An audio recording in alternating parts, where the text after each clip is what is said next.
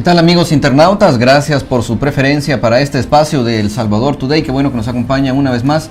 Hoy queremos dar la bienvenida al licenciado Astor Escalante, ex fiscal general de la República, con quien queremos conversar sobre la situación de seguridad que está enfrentando actualmente en nuestro país. Primero que nada, don Astor, bienvenido. Gracias por el tiempo. Muchísimas gracias, Luis. Un gusto estar con tu persona en este programa y pues estamos a la orden, ¿verdad? Muchísimas gracias. Amigos, los invito a ver a continuación un breve mensaje.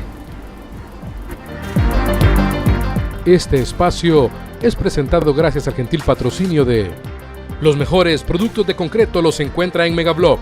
Calidad al precio justo. Llámanos al 2523-2300.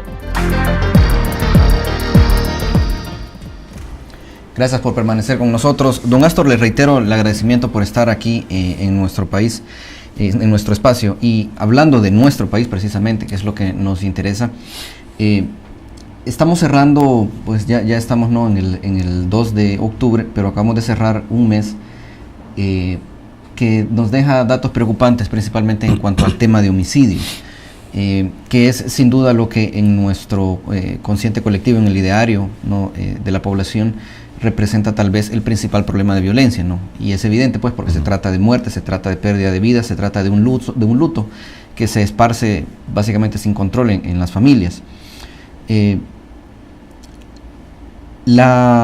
¿Cómo cree que debemos los salvadoreños leer este dato que se nos ha dado sobre la cantidad de homicidios, arriba de los 424, ya vamos a ver bien el dato, pero combinado o en el contexto de lo que nos dicen también las autoridades de seguridad, que a pesar de estos repuntes, que ya este es como el tercero o cuarto en el último mes, la tendencia general a más largo plazo sigue siendo hacia la reducción? ¿Cómo debemos entender eso, maestro? Bueno, yo justamente creo que hay una reducción importante que ha sido, digamos, reconocida por diferentes sectores de la población, incluyendo los medios de comunicación. Hay, digamos, corporaciones televisivas de larga data en el país, de amplia presencia en el país, medios digitales y medios escritos, medios radiales que están reconociendo esa reducción, principalmente en el delito que expresa los índices de mayor violencia, ¿verdad? O sea, las significaciones de mayor violencia, como es el tema del homicidio. Correcto. Unos hablan de que el país amaneció este año con una reducción importante del 35%, otros hablan de que a la mitad del año iba ya una reducción del 50%. Este día estaba observando en una corporación televisiva que justamente reconocían una reducción de un 35%, y eso es fundamental. El hecho de que haya una reducción que se mantiene y que de repente hayan brotes y hayan reacciones del monstruo criminal, ¿verdad? Porque ciertamente la delincuencia es un monstruo que a veces muta, que cambia, que se transforma y que reacciona, y que le cortas una cola, le cortas una cabeza, digamos, a ese monstruo, y de repente le aparece otra cabeza, otra cola, y reacciona. Justamente hay que verlo desde esa perspectiva, pienso yo, y que demanda desde luego el reto permanente a las autoridades, demanda permanente el reto a la Policía Nacional Civil, el reto a la Fuerza Armada, el reto al órgano judicial, el reto a los fiscales, para perfeccionar los procesos, los mecanismos de combate a la delincuencia. En el terreno, por ejemplo, de Fuerza Armada y Policía Nacional Civil, lo reta a mantener permanentemente control de territorio, persecución en terreno de los delincuentes, desbaratamiento de estructuras criminales, y lo que es más importante, aprovisionarle o quitarle los recursos económicos, financieros y logísticos a la delincuencia. Ese es el reto, ¿verdad? Sin duda. Hay una, creo yo, una especie de consenso, ¿no? No escrito evidentemente, sobre el origen de nuestro problema de seguridad. Pero quisiera compartir con usted un análisis y me dice luego no si coincide un poco. Creo que también es bien evidente que en nuestro país este fenómeno principalmente de las pandillas, ¿no? Que es el eje de la violencia, tuvo o tienen básicamente 3 momentos, que sería desde su génesis, de su arranque, de su inicio, un proceso de fortalecimiento y lo que estamos viendo ahora, que es, digamos, un momento de expansión que están teniendo las pandillas, ¿no? En el sentido, tanto en el sentido físico, territorial, ¿no? Como el hecho de irse ya tratando de inmiscuir en la política, tratando de ocupar cargos en instituciones, incluso, ¿no? Recurriendo a temas de soborno, dinero, cuestiones de ese tipo. En su análisis, ¿cómo o qué cree que ha sido el punto de inflexión en esas etapas de la delincuencia en El Salvador? Bueno, la pretensión por parte de estructuras criminales de infiltrar instituciones ha sido permanente. Digamos, históricamente las maras, las pandillas y miembros de estructuras delictivas han pretendido insertarse dentro de instituciones. Históricamente también se ha demostrado que algunos delincuentes buscan la forma de acercarse a estructuras de poder político principalmente, buscan hacerse amigos, por ejemplo, del diputado, amigos del alcalde, financiar al candidato a diputado, al candidato a alcalde, al candidato a la presidencia, prepararle reuniones, digamos, matar una vaca, ¿verdad?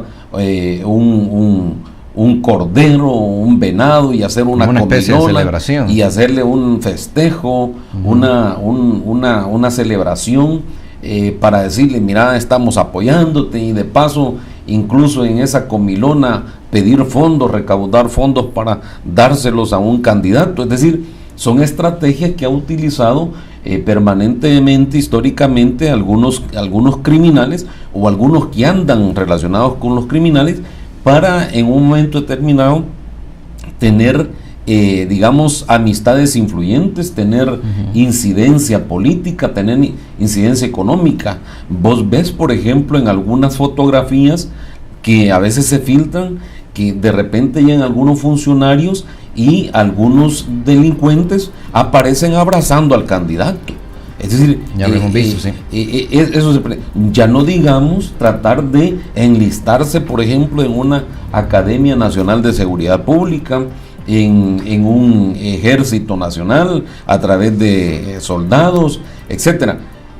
El reto es de la institucionalidad, el reto es los filtros que se diseñen, los mecanismos de preselección, los mecanismos de investigación previa, identificar el árbol genealógico, el pedigrí de este aspirante a soldado, a policía, a fiscal, a juez, para evitar que puedan incidir o meterse en la institucionalidad.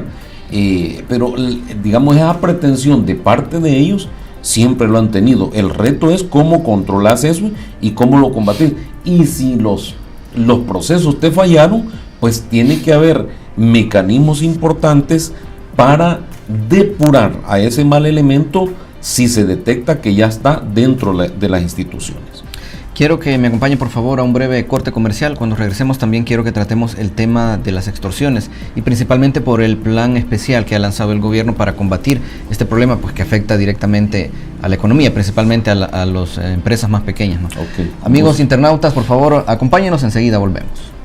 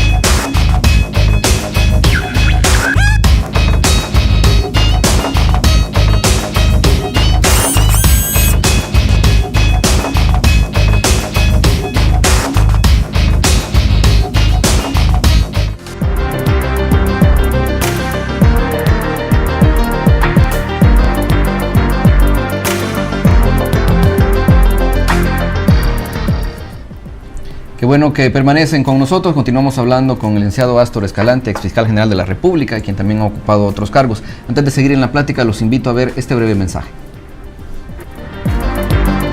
Este espacio es presentado gracias al gentil patrocinio de Arroz San Pedro, esponjadito y delicioso. En Mi Arroz con Leche y en todos lados. Encuéntralo ahí cerquita, en la tienda de tu colonia. Arroz San Pedro, misma calidad, nueva imagen. Arroz San Pedro en la receta de mamá, en Mi Sopita y en todos lados. Encuéntralo ahí cerquita, en la tienda de tu colonia. Arroz San Pedro, misma calidad, nueva imagen.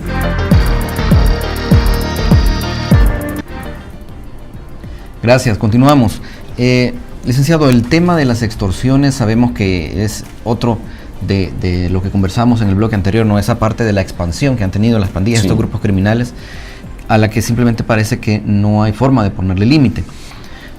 Yo recuerdo particularmente cuando usted estuvo al frente de un esfuerzo por, digamos, detener o repeler, digamos, el crecimiento de la industria del secuestro en El Salvador. Y sin duda el reto era desarrollar métodos nuevos a partir de un hecho o de un fenómeno que no se había experimentado antes. La extorsión ya es vieja en El Salvador, pero ¿por dónde cree usted que se puede comenzar primero para combatir este delito? Y muy particularmente quisiera pedir una evaluación sobre una iniciativa que ha lanzado el gobierno, que es la creación de una aplicación en donde se van registrando todos los números que se ven involucrados en temas de extorsión, y que cuando el usuario la puede descargar en su teléfono, pues le dice, mire, no conteste, este número está vinculado a un caso de extorsión. Su evaluación al respecto. Bueno, esa iniciativa del gobierno es fundamental, es importante. El combate que hicimos al delito de secuestro, que algunos sectores, incluso en algunos medios, algunos editorialistas planteaban que el secuestro tenía arrodillado al país, y empezamos en un esfuerzo importante, digamos, liderado por la empresa privada. Yo representé a la Asociación Nacional de la Empresa Privada, trabajé con ANEP durante ese esfuerzo, y se hizo una estrategia de conjunto, un trabajo en donde se le pidió apoyo a los medios de comunicación. Se trabajó directamente con las víctimas del delito de secuestro, se trabajó en coordinación con fiscales, con policías, con jueces, y la empresa privada nos contrató a algunos abogados para que representáramos a esas víctimas de secuestro ante los tribunales. Y se redujo prácticamente el delito de secuestro a mínimas expresiones, y ese esfuerzo realmente yo creo que le dio una tranquilidad al país importante, porque en ocasiones habían meses de 2, 3 o más secuestros. Sí. Que estábamos resolviendo un secuestro en un lado, bueno, reventaba en otra zona del país otro secuestro. Logramos resolver eso. Yo recuerdo que llevamos a la cárcel después de un debido proceso, aplicando Constitución y las leyes del país, y logramos sentencias contra estructuras de secuestradores de más de 30 años, 40 años de prisión. Algunos todavía están en las cárceles del país, en máxima seguridad algunos. Ese esfuerzo creo yo que debería de emularse, replicarse, sí, frente al fenómeno de las extorsiones. Cuando vos me decís qué es lo primero que se tendría que hacer para combatir este flagelo, creo que sinceridad de parte de los actores políticos, económicos del país, sinceridad en la clase política, pero principalmente también hacerle un llamado de patriotismo y de demostrar voluntad política a los financistas de la clase política, o sea, a los que cuando en momentos de campaña como el que estamos, bueno, casi siempre estamos en campaña electoral, pues, pero en momentos de campaña llega el candidato alcalde a diputado a pedir colaboración a una empresa. Ok, ese financista le debería de poner una placa: mira, te voy a colaborar, una condiciones patrióticas, no interesadas o mezquinas de defensa del rubro, intereses económico, sino una condición: te voy a apoyar en esto, pero tu deber es hacer un plan de conjunto con los otros partidos, principalmente los dos partidos más grandes, para que hagan un plan nacional para combatir el delito de extorsión, para combatir el delito de homicidio, para combatir los delitos patrimoniales. Entonces, cuando hagan ese plan, cuando se haga ese plan de conjunto y lo impulsen conjuntamente, no va a salir un partido haciendo una propuesta y el otro la va a estar haciendo pedazos, o viceversa. Entonces, porque cuando se hace eso, quien gana es la delincuencia. En ese respecto, precisamente, digamos, el trabajar conjunto y principalmente trabajar apoyando a la Fiscalía es fundamental, digamos, especialmente en un delito tan difundido como esto. Usted que estuvo en la Fiscalía, imagino que probablemente en algún grado habrá enfrentado las mismas presiones, a veces amenazas, de las que hoy está denunciando el fiscal general Douglas Meléndez. ¿De dónde vienen? Pues, o sea, ¿quién es el interesado, por ejemplo, en amenazar al fiscal? ¿Quién es el interesado en decirle al fiscal, mire, estése tranquilo, no? O sea, ¿cómo es que se da, digamos, esto en una sociedad como la nuestra, en El Salvador del 2017? Podemos todavía estar enfrentando ese tipo de ecos del pasado, digamos, que nos recuerdan épocas incluso previas a los acuerdos de paz. Bueno, mira, puede venir de diferentes sectores. Normalmente cuando vos combatís a la delincuencia reacciona. Recuerdo que en el año 2005 yo fui director general de centros penales, implementé medidas drásticas, diría yo, para regular el ingreso, para ordenar el sistema carcelario, para evitar que al interior de los centros penitenciarios ingresaran objetos ilícitos. Y evidentemente la delincuencia reaccionó. Tuvimos bajas, por así decirlo, de alrededor de 8 o 10 custodios penitenciarios. Se detectaron algunos planes para atentar contra algunos funcionarios, incluido tu servidor, pero los riesgos van invívitos al cargo que tú desempeñas. O sea, el policía sabe que tiene riesgo, el bombero sabe que tiene riesgo, el soldado sabe que tiene riesgo. No, correcto, pero por ejemplo, ahora que usted menciona al bombero, digamos, yo imagino que cuando el bombero va a una casa, a un edificio que se está incendiando, el dueño del edificio o la casa no le corta el agua.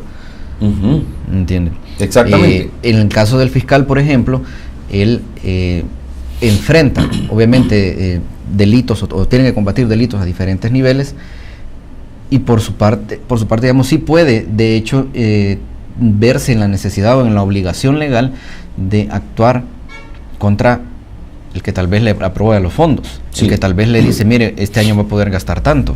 Sí, pero ¿Cómo se sobresalta, digamos, ese obstáculo? El fiscal tiene que hacer su trabajo. El fiscal, si por ejemplo el que le aprueba los fondos comete un hecho delictivo, y ese hecho delictivo implica que el fiscal general de la República ordene valga la redundancia, una orden administrativa de detención, entonces el fiscal general tiene que hacer su trabajo, mandar a capturar a ese funcionario, formular un requerimiento bien fundamentado con todo el elenco de indicios probatorios y presentarlo ante los tribunales. El fiscal no tiene que detenerse, y si a razón de eso recibe un vuelto de una amenaza, el fiscal tiene que continuar en su trabajo, porque ese es los riesgos que yo te digo, van invívitos al cargo. Y si te sentís demasiado amenazado y sentís temor y crees que no podés pegarle la patada a esa pelota, pues entonces quítate los tacos y andate para tu casa, ¿verdad? No te queda otro. Entonces, hay que decir, históricamente la Fiscalía no ha tenido como el apoyo suficiente. La naturaleza de la Fiscalía, la creación de la Fiscalía, la forma de elegir el funcionario fiscal general de la República, el tiempo que tiene para ejercer su cargo, que son 3 años. Cuando hay fiscales generales que ni pepa sabían de lo que es ser fiscal, ¿verdad? Que nunca en su vida habían abierto un código penal, para ponerte un ejemplo, entonces se les va más de 1 año y medio en aprender a ser fiscal. Y el otro 1 año y medio casi se les va en lograr la reelección. Entonces, ¿qué hicieron? Nada. Entonces, se debe de mejorar el proceso de selección o cambiar ese sistema, se debe de fortalecer en la institución, se debe de ampliar el tiempo, pienso yo, de un fiscal general de la República y darle más herramientas de contundencia para que combata más adecuadamente la delincuencia en términos generales. Cuando regresemos, licenciado, quiero que hablemos también un poco de corrupción, disculpe del caso, y cómo esto incluso ha afectado a la misma Fiscalía General de la República. Acompáñennos, por favor, enseguida regresamos.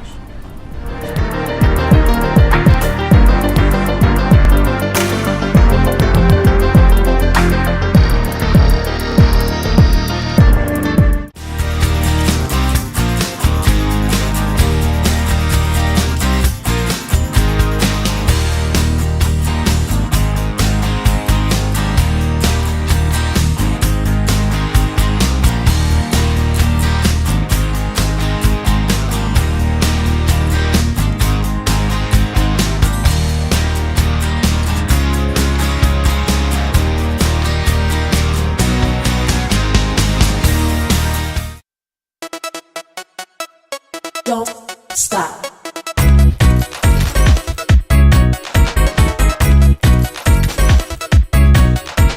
Don't stop. Don't stop. Don't stop.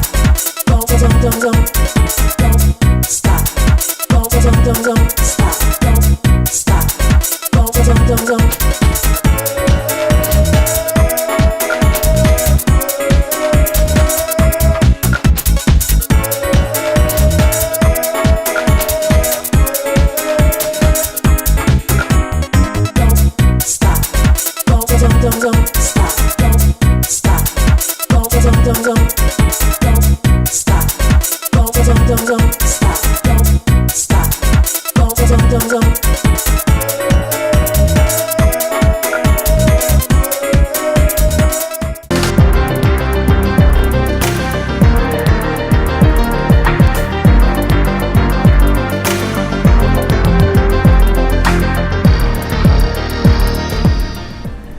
Continuamos, esto es El Salvador Today. Les recuerdo que pueden enviarnos sus preguntas y comentarios a nuestras cuentas de Twitter, la de nuestro periódico @CronioSB y mi cuenta personal @Luis Alvarado, donde estamos a sus órdenes. Y el mío también, @Astor Escalante. @Astor Escalante también. Ajá, para responder sus preguntas y comentarios, que bueno. Estamos a la orden. En el tema de, como le decía al cierre del bloque anterior, en el tema de la corrupción, donde es evidente que se trata de un problema cultural, ¿no? Sí. Es un problema cultural que viene desde las bases, probablemente desde nuestra educación, desde el momento en que nos cruzamos la doble línea porque no queremos ir a dar la vuelta 2 cuadras arriba, sí, o algo así. Es desde ese momento la gañanería, ¿verdad? La vivianada. La vivianada. Ese es tal vez un término que todos podemos entender aquí en El Salvador. Yo creo que el ejemplo, a mi forma de verlo, el ejemplo más dramático es sin duda que vimos que eso afectó incluso a la persona que está supuesta, que tiene la misión de combatirla, como era el fiscal general en el caso del señor Luis Martínez. ¿Cómo podemos nosotros los ciudadanos estar o protegernos, de proteger nuestras instituciones de estas... bueno, para el caso del señor Luis Martínez, ¿no? Que ha sido sin duda bastante un golpe bastante severo para la institucionalidad del país, que se ve desacreditada con estos casos. Sí. ¿Cómo podemos revertir eso un poco, tal vez blindar las instituciones, o tal vez no sé si sea esa la palabra, pero mantenerlas tal vez en un screening, en un escaneo, una evaluación constante para asegurarnos que no se va por ese rumbo? Bueno, yo te voy a plantear una solución ideal o idealista. Sí, dicen que la justicia es un ideal, ¿verdad? Sí. Y la raíz de la justicia es la conciencia, ¿verdad? Es decir, pero el planteamiento idealista o ideal que te voy a mencionar es el siguiente. Bueno, cambiemos el sistema de elección de funcionarios de segundo grado. Me refiero a magistrados de la Corte Suprema de Justicia, me refiero a los encargados del Ministerio Público, entendiéndose por esto el fiscal general de la República, Procurador General de la República y Procurador para la Defensa de los Derechos Humanos. Cambiemos el sistema. ¿Cómo es en el momento actual? Son electos estos cargos por 56 votos de 84 votos. Correcto. O sea, de los diputados de la Asamblea Legislativa. A eso se le llama mayoría calificada. O sea, la mayoría simple son 43 votos, la mayoría calificada en la Asamblea Legislativa son 56 votos. Cambiemos eso, cambiemos eso, que ya no sea la elección de estos funcionarios de segundo grado así, sino que ya sea una elección directa, así como se elige al alcalde, así como se elige al diputado, así como se elige al presidente de la República. Y establezcamos, eso implicaría por supuesto una reforma constitucional. Claro. Y la reforma constitucional es la primera, la reforma se hace con mayoría simple. O sea, pero se ratifica. Con 43 votos se hace la reforma, ya se reforma la Constitución, pero esa reforma hay que ratificarla con la siguiente Asamblea Legislativa y la ratificación es con 56 votos. ¿Qué necesitamos? 2 asambleas. En términos de tiempos, no es mucho el tiempo. Implicaría voluntad política, implicaría reformar la Constitución. Correcto. Si se tuviera voluntad política, se hiciera. Y en esa reforma se debería de establecer ese mecanismo de blindaje que vos decís y ese mecanismo de estar auditando a la institución y que el pueblo elector, cuando el funcionario cometiera este error, este delito, estas acciones irregulares, esto y esto, un catálogo de situaciones que ya deberían de estar reguladas en la ley, entonces ese pueblo elector tiene la facultad de revocarle el mandato a ese funcionario de segundo grado. Esto sería la solución. Yo sé que es un ideal, pero no es imposible construirlo. Si vos vas, por ejemplo, al análisis de las constituciones de nuestro país, hay momentos en que, por ejemplo, el periodo presidencial era de 2 años.